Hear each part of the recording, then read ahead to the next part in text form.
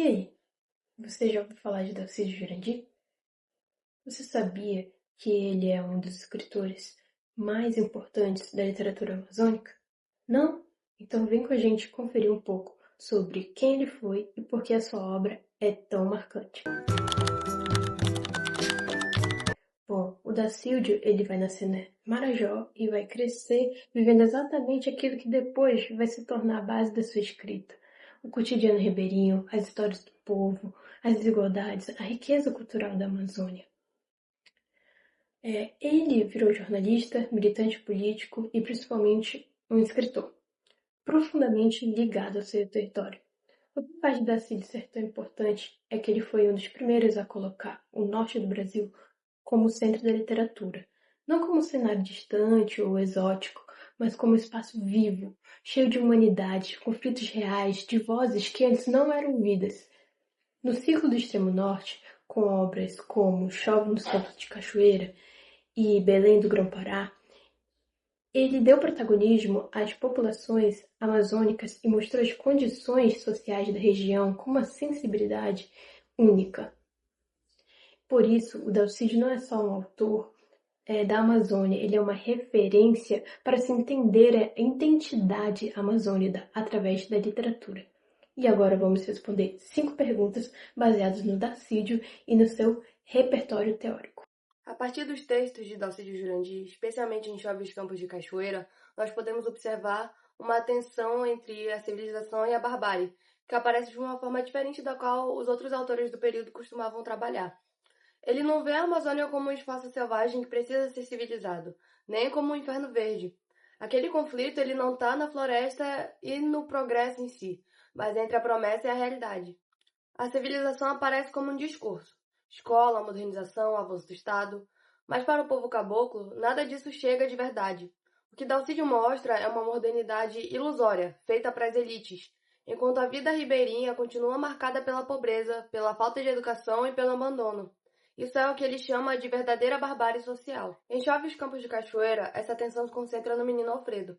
Ele sonha com estudo e futuro, mas esbarra em tudo que a modernização não resolve. Desigualdade, a ausência do Estado e a violência cotidiana. Assim, o livro mostra que a barbárie está na exclusão, não na natureza.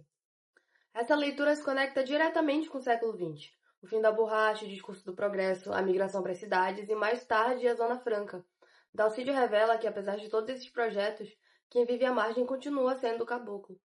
Então, para ele, civilização e barbárie convivem lado a lado. A civilização é prometida, a barbárie é vivida. E essa crítica permite entender como a modernização amazônica foi desigual, incompleta e muitas vezes injusta. Dalcídio Jurandir, na sua obra Chove nos Campos de Cachoeira, ele tenta trazer a questão da violência colonial estatal, além de elaborar e realmente mergulhar dentro dos personagens, né? No caso, a gente vê o quanto essa representação do universo marajoara, ele consegue trazer, de fato, uma perspectiva muito mais humana, justamente. Então, a violência colonial, ela é retratada justamente com o apagamento dos povos indígenas e também de povos ribeirinhos, que são justamente descendentes também desses povos indígenas e de pessoas que já viviam nesse campo tradicional aqui no Brasil.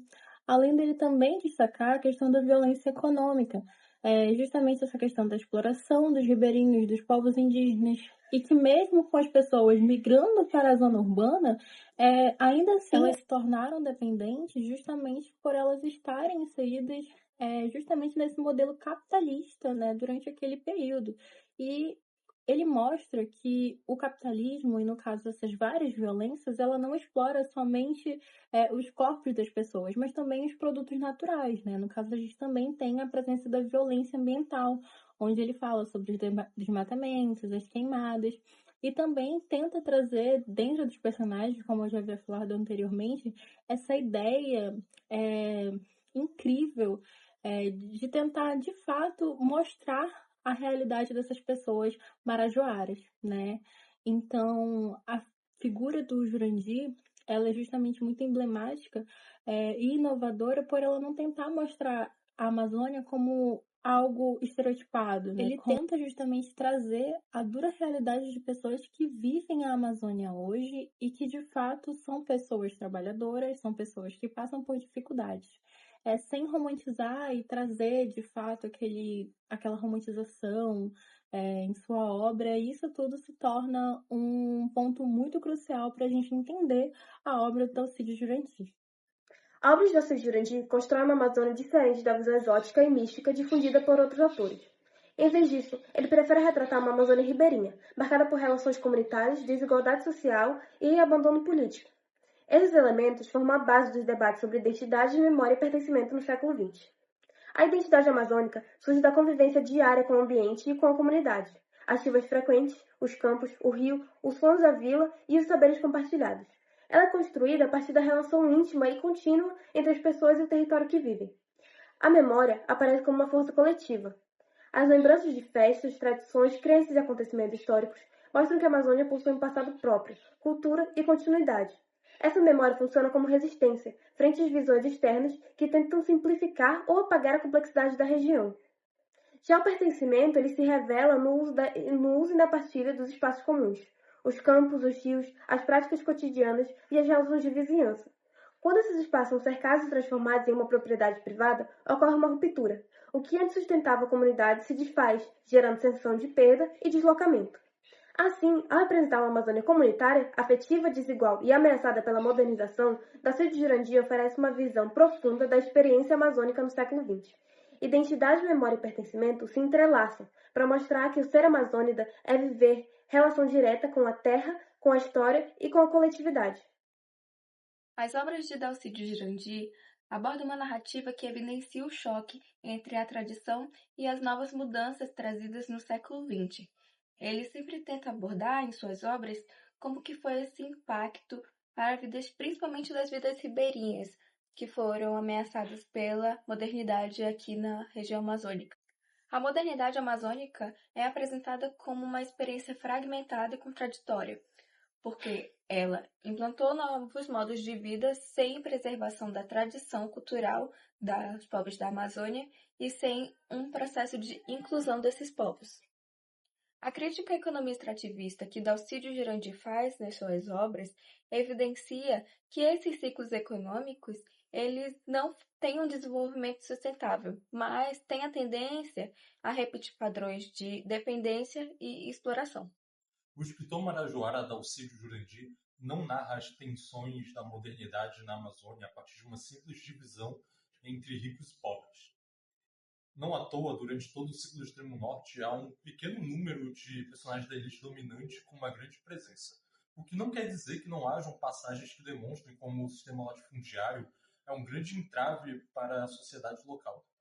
Alcide opta, no entanto, por mostrar as consequências dessa modernidade acelerada a partir da decadência pós-crise da borracha. Uma decadência tanto externa, no sentido daquilo que os personagens veem, quanto uma decadência interna, a partir daquilo que os personagens sentem. Alcide, então, nos mostra uma Amazônia brutalizada e sem perspectiva, completamente empobrecida. Isso fica bastante evidente no primeiro romance da obra, logo quando ela começa, pois já começa com a imagem muito emblemática dos campos queimados de Cachoeira. Mas isso se torna um tanto mais evidente no quarto romance da obra, Belém do Grão-Pará, quando um dos personagens decide se mudar para a zona nobre da cidade para